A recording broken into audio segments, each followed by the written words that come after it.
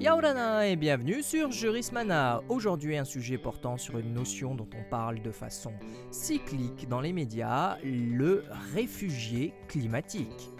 Juridiquement, ce terme n'existe pas et il est interchangeable avec bien d'autres notions, déplacés climatiques, migrants environnementaux, réfugiés écologiques, etc., etc. Le statut juridique du réfugié se fonde sur la Convention de Genève du 28 juillet 1951. Il s'agit d'un traité relatif à la mise en place d'une protection pour une personne ayant fui son état d'origine vers un autre état pour des raisons de persécution.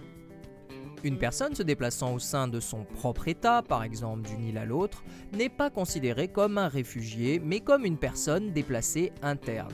Nous aurons certainement l'occasion de traiter de ce sujet dans une prochaine vidéo.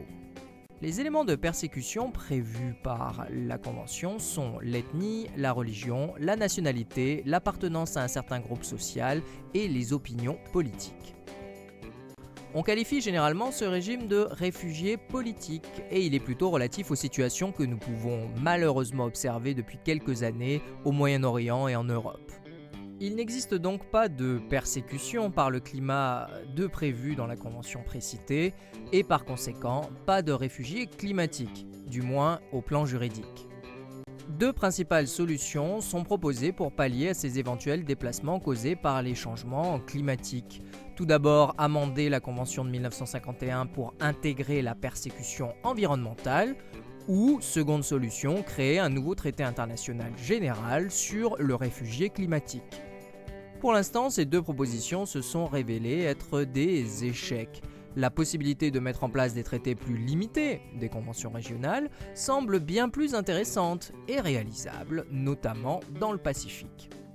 Si vous voulez plus d'informations à ce sujet, n'hésitez pas à consulter mes interventions dans le cadre des événements TEDx Papeete. Vous aurez les liens dans la description ci-dessous.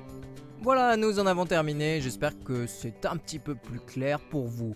Si vous avez aimé la vidéo, n'hésitez pas à cliquer sur le pouce levé et à commenter. Pour suivre avec plus de facilité Jurismana, vous pouvez toujours vous abonner à cette chaîne ainsi qu'à la page Facebook dédiée.